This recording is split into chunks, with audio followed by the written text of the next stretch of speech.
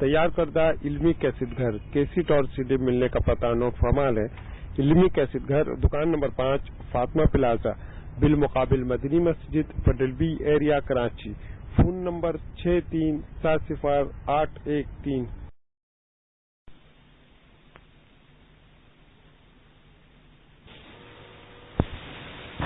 ونشهد أن سيدنا ومولانا محمدا عبده ورسوله صلى الله عليه وعلى آله وأصحابه فبارك وسلم تسليما كثيرا كثيرا. أما بعد، فقد أخرج أبو نعيم في الحلية عن عبد الرحمن بن جبير أن رجلا قال لأبي الدرداء رضي الله تعالى عنه: علمني كلمة ينفعني الله عز وجل بها. قال: وسنتين وثلاثا وأربعا وخمسا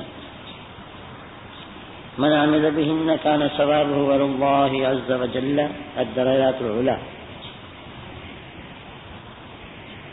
قال: لا تأكل إلا طيبا ولا تكسب إلا طيبا ولا تدخل بيتك إلا طيبا وسل الله عز وجل يرزقك يوما بيوم. وإذا أصبحت فاعدد نفسك من الأموات فكأنك قد لحقت بهم وحب عزك لله عز وجل. فمن سبك أو شتمك أو قاتلك فداه لله عز وجل. وإذا أسأت فاستغفر الله عز وجل. امام ابو نعیم نے حلیہ میں عبد الرحمن ابن جبیر ابن نفیع سے نقل کیا ہے کہ ایک شخص نے حضرت ابو الدرداء رضی اللہ تعالی عنہ سے عرض کیا: مجھے ایک کلمہ سکھا دیجئے، ایک بات سکھا دیجئے جس کے ذریعے اللہ مجھے نفع عطا فرمائے. فرمایا: ایک نہیں، 2، 3، 4، 5.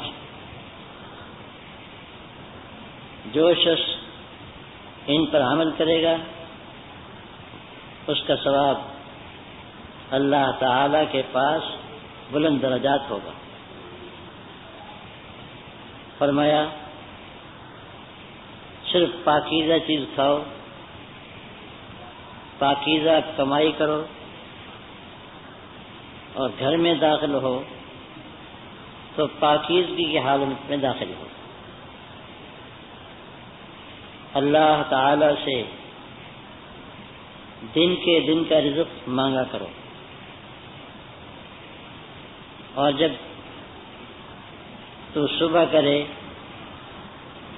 تو اپنے آپ کو مردوں میں شمار کر گویا کہ تو ان کے ساتھ جا ملا ہے، اور اپنی عزت اللہ تعالیٰ کو ہبہ کر دو. جو شخص تم کو گالی دے، برا بھلا کہے یا تجھ سے لڑائی بھڑائی کرے، اس کو اللہ تعالیٰ کی خاطر چھوڑ دو، اور جب کوئی برائی ہو جائے تو فوراً اللہ تعالیٰ سے معافی مانگو.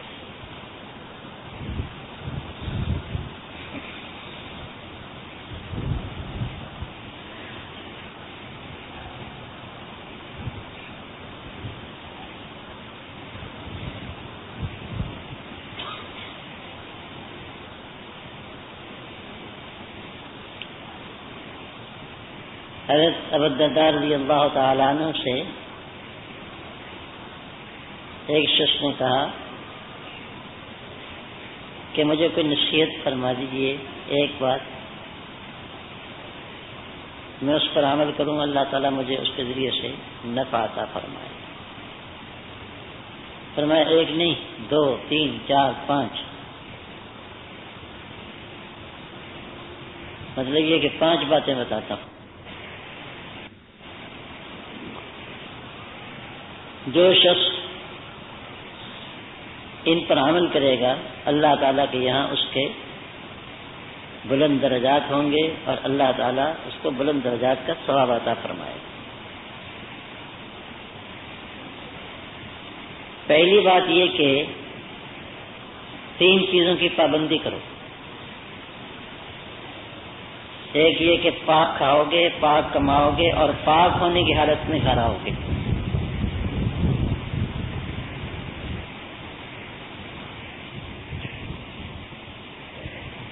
ناپاک چیز تمہارے پیٹ میں نہ جائے، ناپاک چیز تمہاری کمائی میں شامل نہ ہو، اور ناپاک ہونے کی حالت میں اپنے گھر میں نہ ہو۔ یہ ایک بات ہوئی۔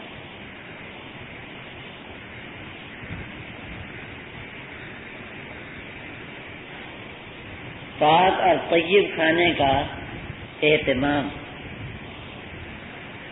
یہ اللہ تعالیٰ کے مقبول بندوں کی علامت ہے۔ ہم تو جانور ہیں، جو کچھ بھی مل جائے منہ مارتے ہیں اس پر، اپنا پرایا سب۔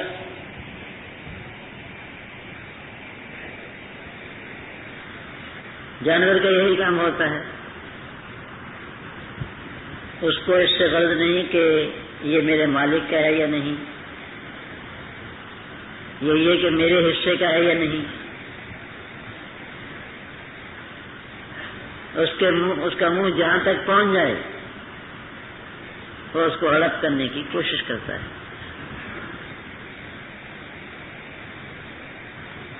تو کھانے پینے کے معاملے میں جانور نہ بنو،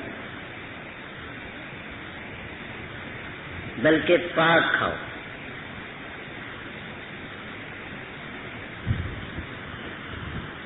ایک حدیث شریف میں ارشاد فرمایا ہے، ان اللہ تعالی امر عبادہ المؤمنین بما امر به الرسل۔ اللہ تعالی نے اپنے رسولوں کو جو حکم دیا ہے وہی حکم اللہ تعالیٰ نے اپنے ایماندار بندوں کو دیا ہے۔ رسولوں سے فرمایا یا ایھا الرسل کلوا من الطیبات واعملوا صالحا،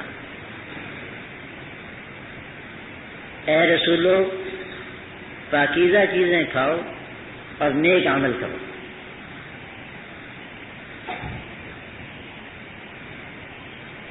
اور اہل ایمان سے فرمایا یا ایھا الذین آمنوا کلوا من طیبات ما رزقناکم من طیبات ما کسبتم وما اخرجنا لکم من الارض۔ اے ایمان والو، ان پاکیزہ چیزوں میں سے کھاؤ جو تم کماؤ، اور جو چیزیں پاکیزہ ہم نے زمین سے نکالی ہیں ان کو کھاؤ۔ مومن کو پاک کھانے کا اہتمام کرنا چاہیے، ناپاک لقمہ اس کے منہ میں نہ جائے، پیٹ میں نہ اترے۔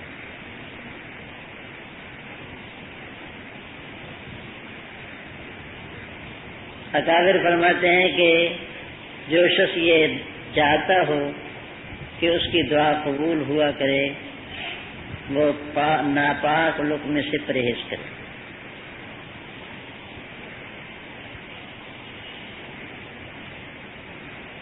ناپاک کیا چیز ہے؟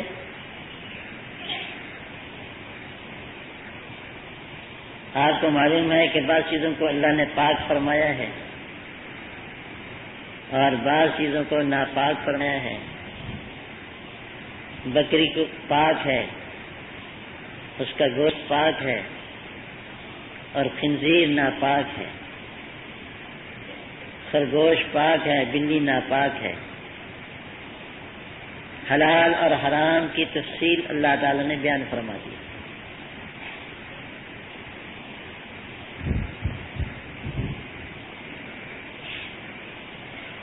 دوسری بات بھی معلوم ہے کہ یہ چیز اچھی ہے، یہ گندی ہے۔ شراب کو ناپاک فرمایا ہے، رجس من عمل الشیطان، گندی چیز ہے، گندگی ہے شیطان کے عمل سے۔ فاجتنبوہ، اس سے بچا کرو. تو شراب کو حرام فرمایا ہے. اسی طرح جو چیزیں کہ شریعت نے حلال کی ہیں وہ پاک ہیں، اور جو چیزیں حرام کی ہیں ناپاک. پاک کھاؤ، ناپاک نہ کھاؤ.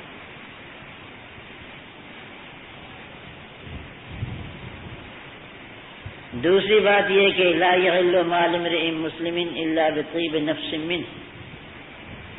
حضرت صلی اللہ علیہ وسلم کا ارشاد گرامی ہے کہ کسی مسلمان کا مال حلال نہیں ہوتا مگر اس کے دل کی خوشی سے.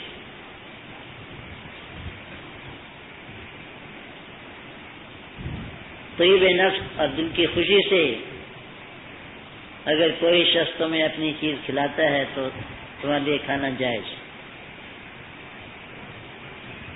اور زبردستی کھاتے ہو تو ناجائز، حرام. کسی کی بکری چوری کر لی اور بسم اللہ اللہ اکبر پڑھ کے اس کو ذبح کر لیا تو وہ حلال نہیں، وہ اسی طرح حرام ہے جس طرح کہ مردار حرام ہے. چوری کی بکری کو اللہ بسم اللہ اللہ اکبر کی تکبیر پاک نہیں کرتی، ناپاک ہے. اسی طرح تم نے کسی کی چیز غصب کر لی، چھین لی، دبا لی تو وہ تمہارے لیے حلال نہیں. کسی کے مکان پر زبردستی قابض ہو گئے اور اس کو استعمال کرتے ہیں، ایک نماز جو اس کو میں پڑھو گے وہ 40 دن قبول نہیں ہوگی. چوری کی بجلی استعمال کرتے ہیں، اس کا استعمال حرام ہے، اور اس بجلی میں جو تم عبادتیں کرو گے وہ بھی قبول نہیں ہوں گی.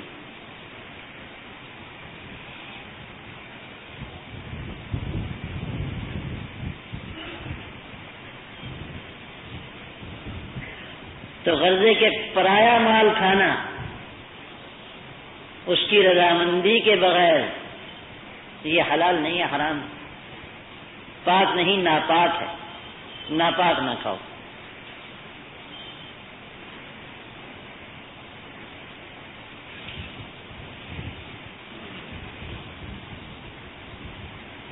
دوسرے یہ کہ کماؤ بھی پاک. تمہارے گھر میں ناپاک کمائی نہیں آنی چاہیے. ناپاک کمائی کیا ہے؟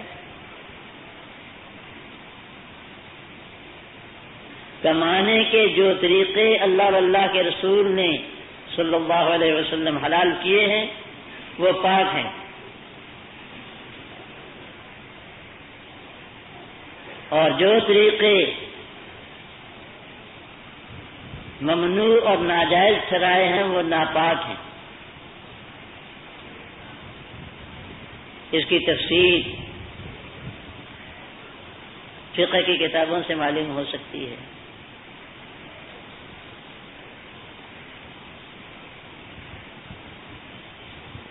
کمائی کے یہ طریقے جو اللہ واللہ کے رسول کے نزدیک ناجائز اور ممنوع ہیں، اگر آپس کی رضامندی سے ہوں تب بھی حرام ہے اور ناپاک ہے. سود کا لین دین اللہ نے حرام فرمایا ہے.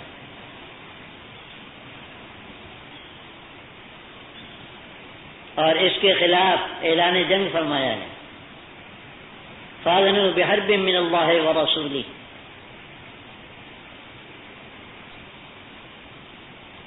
فإن لم تفعلوا، اگر تم نہیں چھوڑتے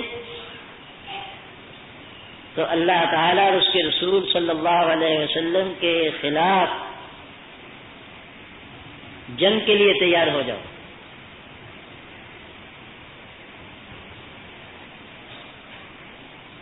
اسی طرح رشوت ہے،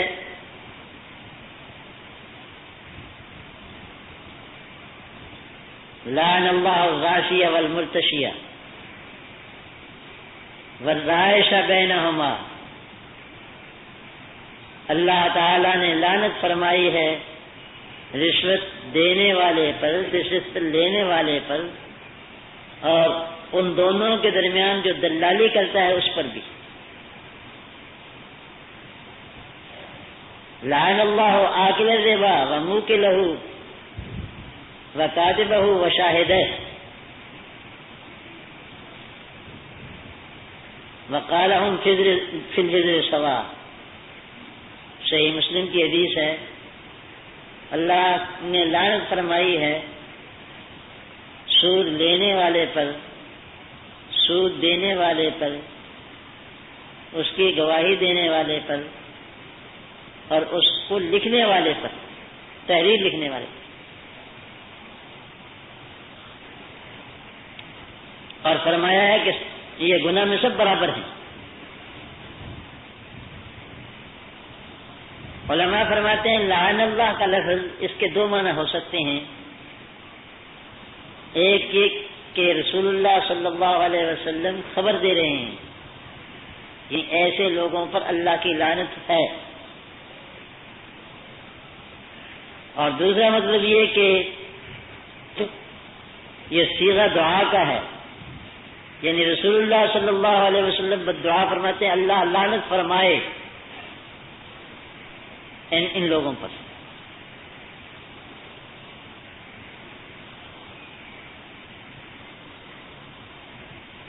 اسی طرح خرید و فروخت کی جو صورتیں شریعت نے ناجائز کی ہیں ان کا لین دین کرنا اور ان کے ذریعے سے پیسہ کمانا حرام ہے۔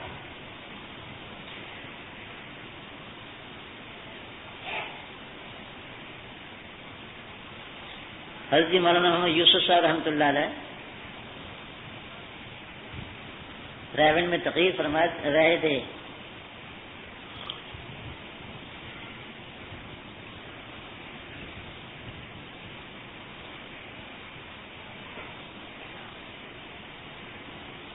اپنے بیان کے دوران فرمایا لوگ کہتے ہیں پہلے کما لیں کچھ پھر تبلیغ میں نکلیں گے۔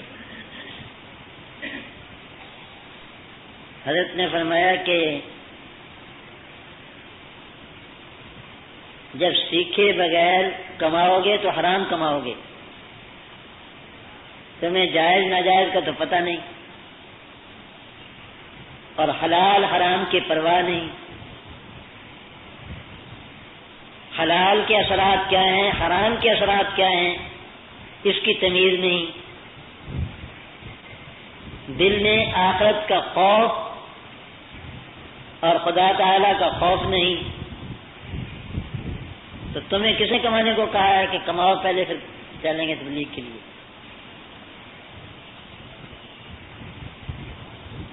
اسی بیان میں یہ ارشاد فرمایا تھا کہ حضرت عمر رضی اللہ تعالیٰ عنہ کے زمانے میں بازار میں دکان کھولنے کی اجازت صرف اس شخص کو ملتی تھی جو لین دین اور خرید و فروخت کے مسائل جانتا ہو۔ پہلے اس کا امتحان لیتے تھے، معلوم کرتے تھے کہ جانتے بھی ہے،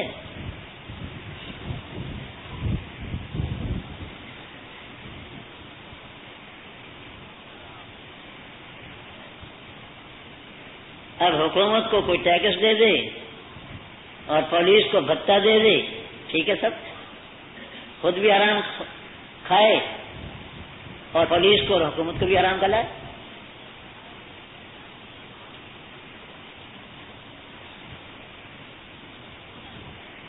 کل ایک صاحب کا خط ملا،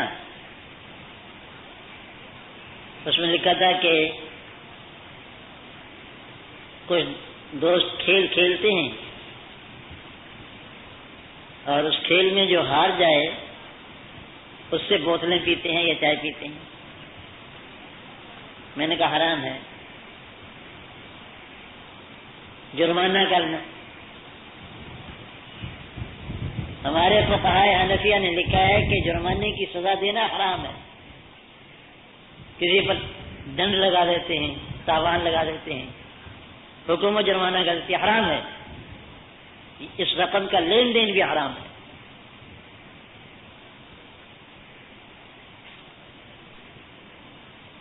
یہ میں نے چند مسائل کی طرف اشارہ کر دیا ہے۔ کہنا یہ ہے کہ حلال کمانے کا بھی اہتمام ہونا چاہیے، حلال کھانے کا اہتمام اور حلال کھانے کا اہتمام، کمانے کا اہتمام۔ تمہارے یا تمہارے بیوی بچوں کے پیٹ میں ناپاک چیز نہ جائے۔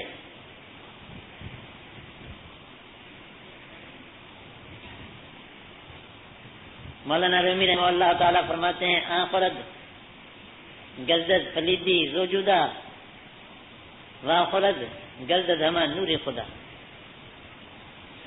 ایک یہ کھاتا ہے، کھانا کھاتا ہے، اس سے گندگی نکلتی ہے،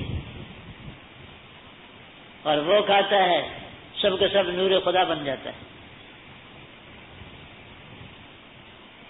کھانے کی ایک گندگی تو حصی نکلتی ہے جس کو بول و براز کہتے ہیں، اور ایک گندگی اخلاق خبیثہ اور عقائد خبیثہ ہیں۔ حرام کھاؤ گے تو گندے اخلاق پیدا ہوں گے، گندے خیالات پیدا ہوں گے، گندے عقائد پیدا ہوں گے،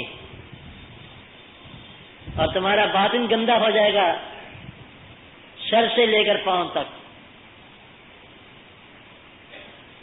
اس کے نتیجے میں پھر طاعات کی توفیق سلب ہو جائے گی، نیکی کی توفیق نہیں ہوگی، برائی کی طرف رغبت ہوگی۔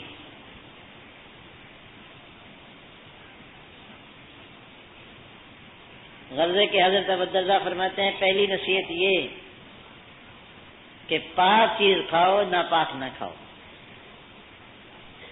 پاک کماؤ، ناپاک نہ کماؤ، ٹھگی نہ کرو، دھوکہ نہ کرو، فریب نہ کرو، غصب نہ کرو، چوری نہ کرو۔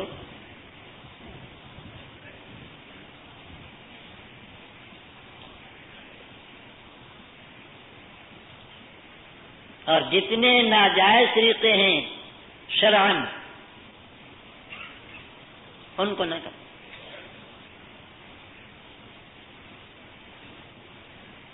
اور گھر میں آؤ تو پاک ہونے کی حالت میں آؤ،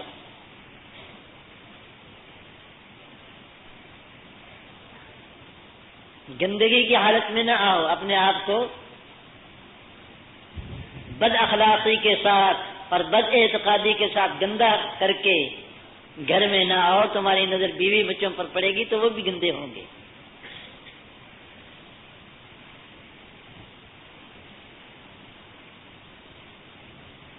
اور دوسری نصیحت یہ وصلی اللہ عز وجل رزقک یرزقک یوما بیوم، اللہ تعالیٰ سے یہ مانگا کرو کہ یا اللہ دن کے دن کی روزی عطا فرما۔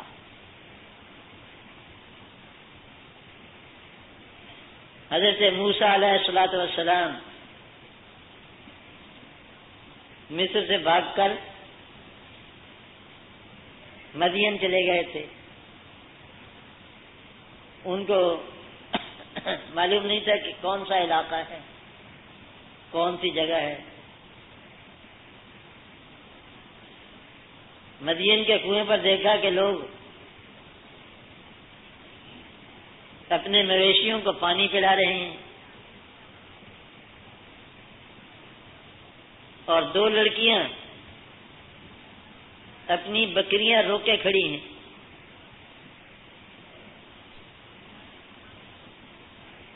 حضرت نے ان سے فرمایا کہ تم کیوں نہیں پلاتی؟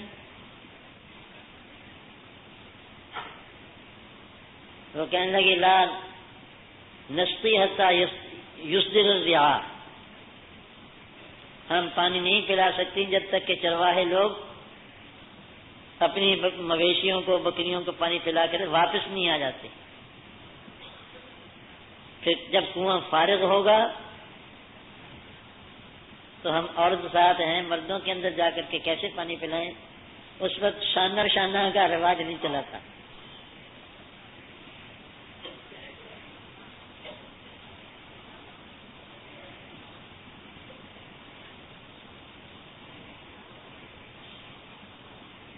صبح ہو سکتا تھا کہ پھر تم کسی ملک کو بھیجتی، تم کیوں آئی؟ انہوں نے کہا وابونا شیخ کبیر، ہمارے والد بڑی عمر کے بوڑھے ہیں، اس لیے مجبوراً ہمیں کام کرنا پڑتا ہے، بھائی کوئی ہے نہیں۔ ابا میاں آ نہیں سکتے اور بھائی کوئی ہے نہیں، مجبوراً یہ کام ہمیں کرنا پڑتا ہے۔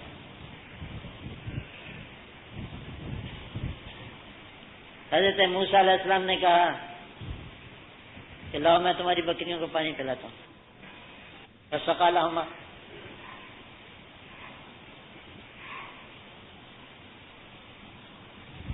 ان کی بکریوں کو پانی پلا دیا۔ قرآن کریم کے الفاظ ثم تولى الى الظل، پھر ہٹ کر سائے میں بیٹھ گئے۔ قال رب انی لما انزلت الی من خیر فقیر، اور دعا کی اے پروردگار جو خیر آپ میری طرف نازل فرمائے میں اس کا محتاج ہوں۔ یہ ہے دن کے دن کی روٹی مانگنا۔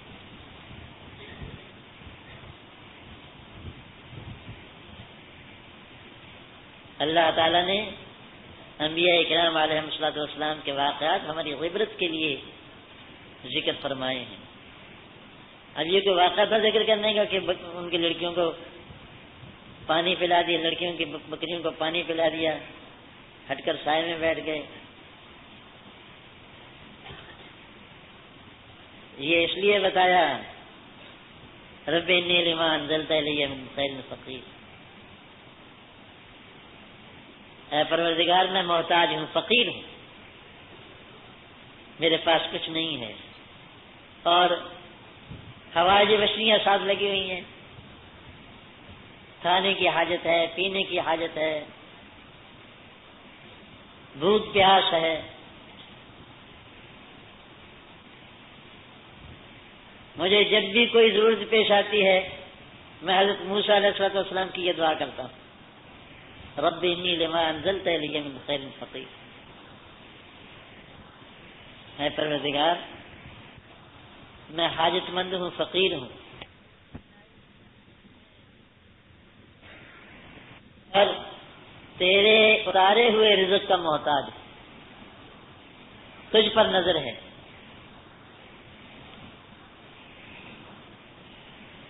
ادھر دعا کی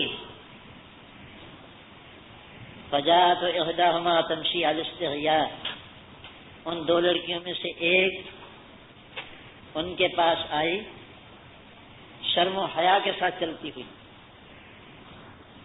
قرآن نے اس کو بھی ذکر فرمایا۔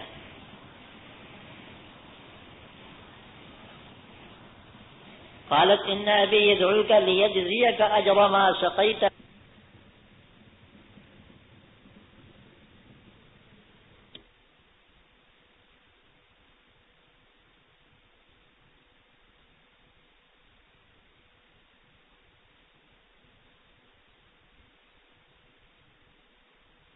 ابی يدعوك ليجزيك اجر ما سقيت لنا، اور آ کر کہا کہ میرے ابا تمہیں بلاتے ہیں، اب تم نے جو ہماری بکریوں کو پانی پلایا اس کی جزا دینا چاہتے ہیں، بدلہ دینا چاہتے ہیں۔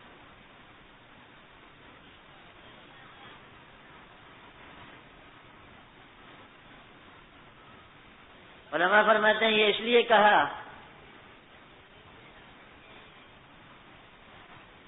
کہ ایک اجنبی آدمی کو کوئی کہے کہ آؤ میں تمہیں گھر کھانا کھلاتا ہوں، تو ایک درجے میں معلوم ہوگا کہ یہ فقیر ہے، محتاج ہے بیچارہ، اس کو اللہ واسطے کھانا کھلاؤ۔ ایک غیرت مند آدمی کی غیرت اس کو قبول نہیں کرتی۔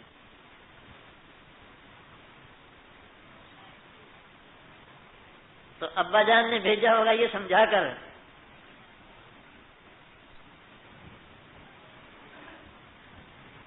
کہ وہ کسی شریف خاندان کا لڑکا ہے، اس کو یہ نہ کہنا کہ آؤ تمہیں کھانا کھلائیں، بلکہ یہ کہنا کہ تمہارے احسان کا بدلہ دینا چاہتے۔ خیر آگے کا قصہ ہے. تو اللہ تعالیٰ سے دن کے دن کا رزق مانگو. لوگ مزاروں پر جاتے ہیں، چڑھاوے چڑھاتے ہیں، بزرگوں سے مانگتے ہیں، شاید اللہ کے خزانے سے ان کو نہیں ملتا ہوگا. اللہ میاں نے دفتر اپنا بند کر دیا ہوگا غالباً رزاقی کا، اور کہہ دیا ہوگا کہ ان مزار والوں سے مانگا کرو. لا حول ولا قوت الا باللہ. آقا دو جہان حضرت محمد رسول اللہ صلی اللہ علیہ وسلم فرماتے ہیں کہ جوتے کا تسمہ ٹوٹ جائے وہ بھی اللہ سے مانگو، نمک کی چٹکی کی ضرورت ہو وہ بھی اللہ سے مانگو. اور یہ نہ کہو کہ یہ نہ سمجھو کہ چھوٹی سی چیز اللہ سے کیا مانگیں. اللہ بڑے ہیں، ان سے کوئی بڑی چیز مانگنی چاہیے. بات یہ ہے کہ یہ کسی چیز کا چھوٹا ہونا اور بڑا ہونا یہ تمہارے اعتبار سے میرے اعتبار سے ہے، اللہ کے اعتبار سے نہیں ہے. اللہ کی نظر میں سب چھوٹی چیزیں بڑی چیزیں برابر ہیں. اور ہمارے احتیاج کے اعتبار سے یہ برابر ہیں. ہم جس طرح جنت کے محتاج ہیں، نمک کی چٹکی کے بھی محتاج. ہم تو سراپا احتیاج ہیں. میں کبھی کبھی دعا میں کہا کرتا ہوں، یا اللہ آپ کے غنا کی کوئی حد نہیں، میرے فقر کی کوئی حد نہیں. کون سی چیز ذکر کروں جس کا میں محتاج نہیں ہوں یا جس کا میں محتاج ہوں؟ فلانی چیز کا محتاج ہوں. میں تو ایک ایک چیز کا محتاج ہوں. آپ غنی مطلق ہیں اور میں فقیر مطلق ہوں. میرے ہاتھ میں کوئی چیز نہیں. کھانا پکا دیا، پکا کے سامنے رکھ لیا، آپ تناول فرما رہے ہیں. اس کے بھی محتاج ہیں کہ اللہ تعالیٰ اس کو لقمے کو نیچے اتار دیں. یہی لقمہ اگر گلے میں پھنس جائے، اچھو لگ جائے تو موت کا سبب بن سکتا ہے. اللہ نہ کرے. ہم کس چیز کے محتاج نہیں. تو بڑی چیز بھی مانگو اللہ سے، چھوٹی سے چھوٹی چیز بھی مانگو، کیونکہ اللہ کی بارگاہ میں چھوٹی اور بڑی چیزیں سب برابر ہیں. اس کی قدرت کے اعتبار سے سب برابر ہیں اور ہمارے احتیاج کے اعتبار سے بھی برابر ہیں.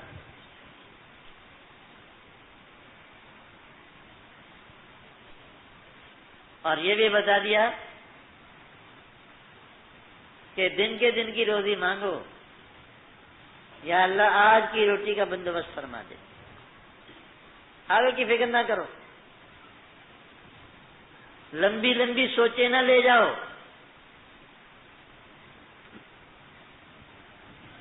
میں نے یہ حدیث کئی دفعہ سنائی ہے، مشکاۃ شریف میں مسند احمد کے حوالے سے نقل کی ہے. من اصبح معافا فی جسدی آمنا فی سربی وعنده قوت یومی فکأنما حیزت له الدنیا بحذافیرها، اور کما قال علیہ الصلوۃ والسلام. جس شخص نے صبح کی اس حالت میں کہ الحمدللہ اس کے بدن میں عافیت ہے، عافیت تندرستی ہے، اللہ کا شکر ہے، چلتا ہے پھرتا ہے بولتا ہے کھاتا ہے پیتا ہے کام کرتا ہے ٹھیک ٹھاک، اپنے گھر میں دل کے اعتبار سے مطمئن ہے، کسی کا کوئی خوف نہیں اندیشہ نہیں، اللہ نے امن بھی عطا فرمایا ہے، اور اس کے پاس ایک دن کی روزی موجود ہے. حضرت صلی اللہ علیہ وسلم فرماتے ہیں بس گویا ساری دنیا جمع کر کے اس کو دے دی گئی. کل کا دن آئے گا تو کل کا بھی اللہ تعالیٰ انتظام فرما دیں گے.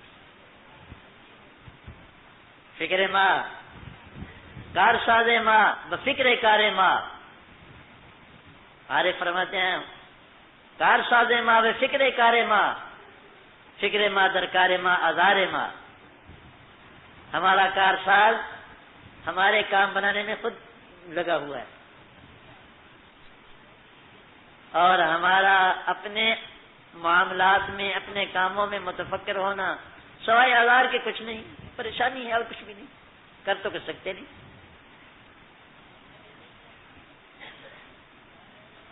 ساری رات نیند نہیں آتی فکر کی وجہ سے، کیوں؟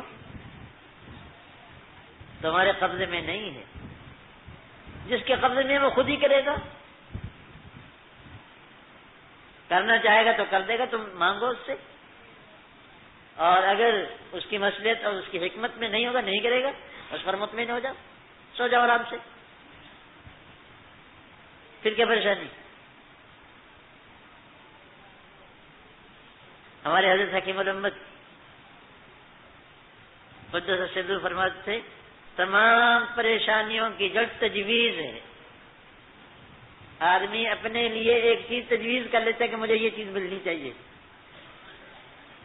اب اس کے لیے تگدو کرتا ہے، پریشان ہوتا ہے، یہ کرتا ہے وہ کرتا ہے،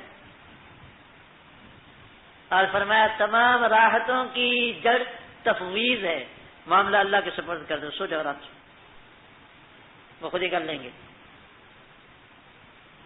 جس کے قبضے میں ہے اس سے کہہ دو، اور معاملہ اپنا اس کے سپرد کر دو،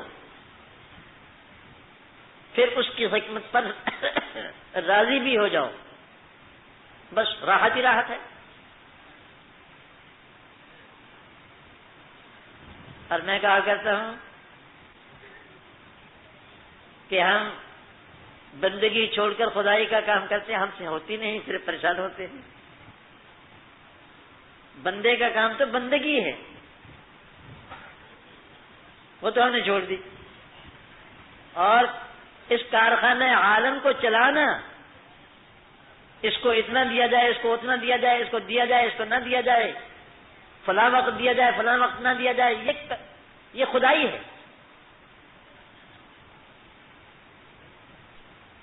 بندگی چھوڑ کر جب ہم خدائی کرنے لگتے ہیں وہ ہم سے بنتی نہیں، چلتی نہیں، ساری پریشانیوں کی جڑ یہ ہے۔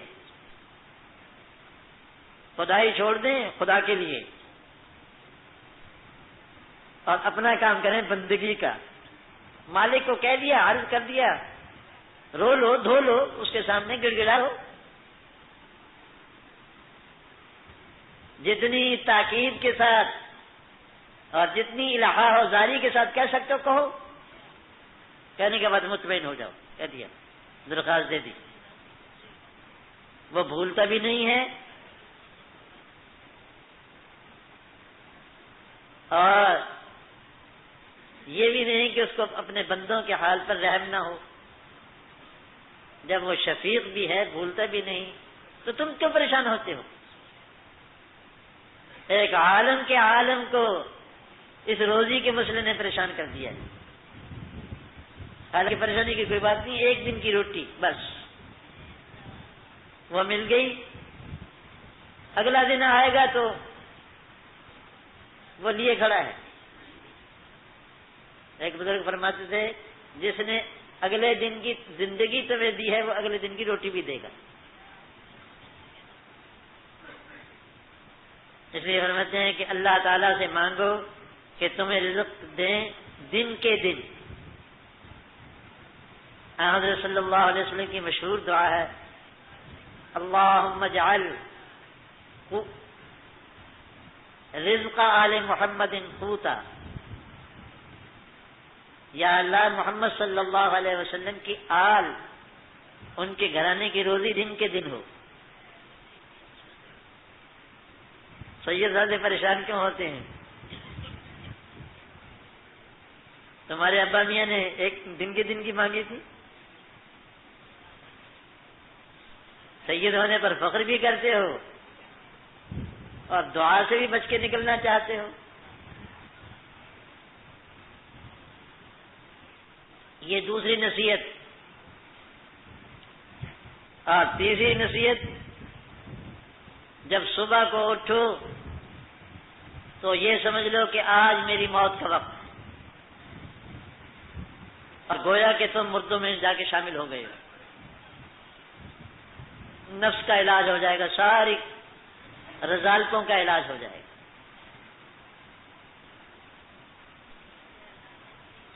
لیکن ہمارے دل میں نہیں بیٹھی یہ چیز. وہ لطیفہ مشہور ہے نا کہ ایک بزرگ نے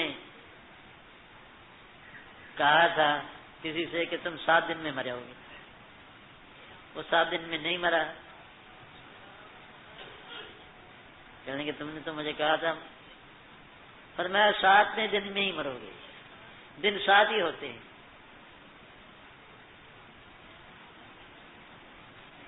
جس دن مولوی منیر احمد صاحب کے والد ماجد کا انتقال ہوا بہاول نگر میں، رات کو فرما رہے تھے کہ میں نے اللہ تعالیٰ سے دعا کی تھی کہ یا اللہ میری موت 2 شنبے کو ہو، کیونکہ حضرت صلی اللہ علیہ وسلم کا وصال 2 شنبے کو ہوا تھا. تو جب سے مغرب ہوئی اس وقت سے منتظر ہو گئے کہ ملک الموت آیا چاہتا ہے. اور جو موٹا چشمہ تھا نا دیکھنے کا، کہنے کے 4 پائی میری قبلے طرف رخ کر دو، اور چشمہ لگا لیا. بچوں سے کہا کہ کدھر سے آئے گا فرشتہ؟ اس کے منتظر بیٹھے ہیں کدھر سے آئے گا دیکھنے کے لیے. فرشتے کو چشمہ لگا لیا. رات کے 11 بجے مجھ سے فرما رہے تھے کہ آج جا کے سو جائیں. میں نے اللہ تعالیٰ سے دعا کی تھی کہ اللہ تعالیٰ مجھے 2 شنبے کی موت نصیب فرمائے. اگر یہی 2 شنبہ ہے تو وقت آ گیا ہوگا، اور نہیں تو 2 شنبے آتے ہی رہیں گے. فرمانے لگے 2 شنبے پھر بھی آتے ہی رہیں گے. پیر کا دن صبح فجر کی اذان ہو گئی، اسی انتظار میں ساری رات ہم نے گزاری. مولانا جلیل احمد صاحب نے کہا خوش ہو کر کے کہ ابا جی وہ آپ کی 2 شنبہ تو گیا. وہ خوش ہو گیا کہ آج نہیں پڑے میں مرتے، کیونکہ رات گزر گئی. فرمانے کہ بڑی حسرت کے ساتھ فرمانا کہ فکر نہ کرو سورج غروب نہیں ہونے دوں گا. فکر نہ کرو سورج غروب نہیں ہونے دوں گا. 11 بجے انتقال ہوا، دن کے 11 بجے. اور یہی وقت حضرت صلی اللہ علیہ وسلم کے وصال کا تھا.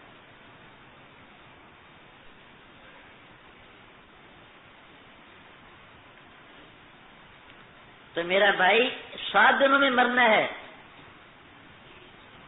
مجھے بھی آپ کو بھی 7 دنوں میں مرنا ہے. 7 ہی دن ہوتے ہیں، آگمہ نہیں ہوتا. صبح کرو تو ہمیشہ خیال کرو کہ شاید آج ہی کا دن میری موت کا دن ہو.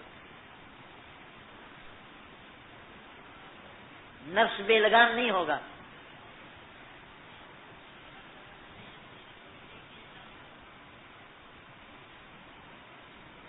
اور چوتھی نصیحت یہ کہ اپنی عزت و آبرو اللہ کو ہبہ کر دو کہ یا اللہ میں نے آپ کو دے دی، آپ میری نہیں رہی. جو چیز آدمی ہبہ کر دیتا ہے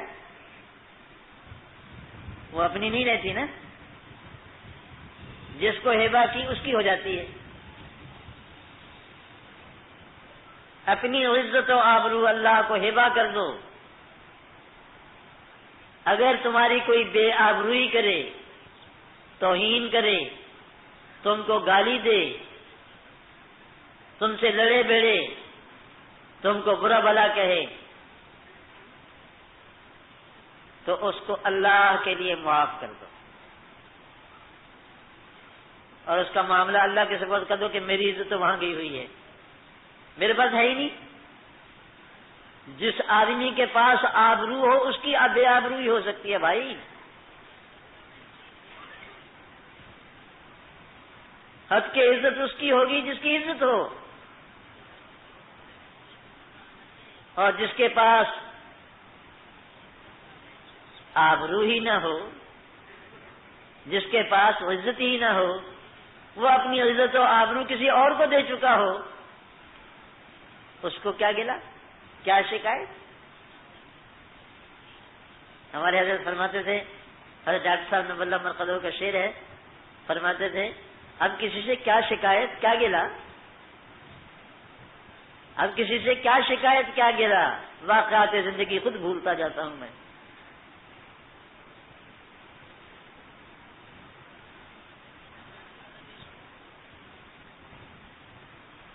اگر کوئی شخص تمہاری بے آبروئی کرتا ہے، تمہیں گالی دیتا ہے، تمہارا کچھ نہیں بگڑتا، تمہارا کچھ نہیں بگڑتا، وہ گالی دے کر اپنا منہ گندا کرتا ہے، اپنا نام عمل سیاہ کرتا ہے، اپنے دل کو تاریک کرتا ہے، تمہارا اس نے کچھ نہیں بگاڑا۔ کسی کے برا کہنے سے تمہاری بے عزتی نہیں ہوگی۔ رسول اللہ صلی اللہ علیہ وسلم قسم کھا کر فرماتے تھے اگر کوئی شخص اللہ کے لیے ذلت اختیار کرے، اللہ تعالیٰ اس کو عزت عطا فرمائیں گے۔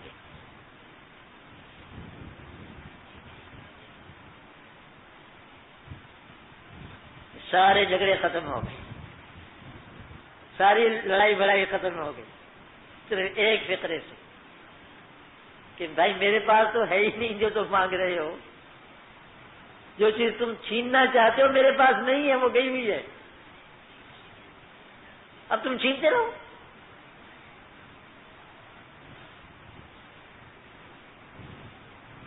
شاہ اسماعیل شہید رحمت اللہ علیہ واز کے لیے کھڑے ہوئے، دشمن بہت تھے، کسی نے کھڑے ہو کر کہا کہ مولانا سنا ہے آپ حرام زادے ہیں۔ حضرت نے بڑے اطمینان سے فرمایا آپ کو کسی نے غلط اطلاع پہنچائی ہے، میرے ماں باپ کے نکاح کے گواہ اب تک موجود ہیں۔ اب کسی کے حرام زادہ کہنے سے تم سچ مچ حرام زادے ہو گئے؟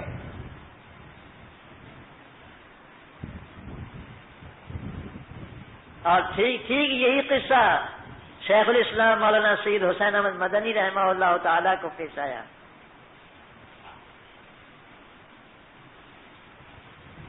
برسر عام جلسے میں ایک آدمی نے چٹ بھیج دی، حضرت نے چٹ پڑھ کر کے خود سنائی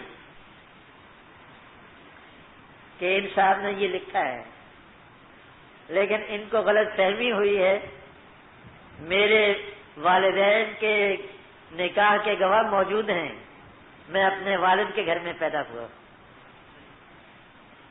ختم ہوگی بات۔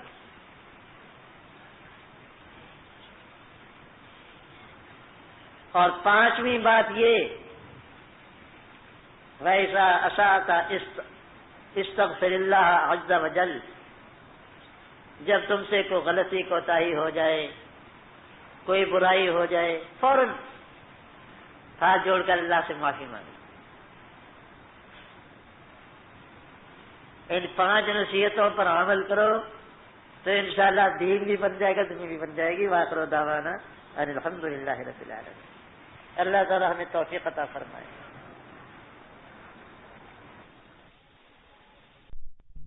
تیار کردہ علمی کیسٹ گھر کیسٹ اور CD ملنے کا پتہ نوٹ فرما لیں۔ علمی کیسٹ گھر دکان نمبر 5 فاطمہ پلازا بالمقابل مدنی مسجد پٹل B area Karachi. Phone number 63708113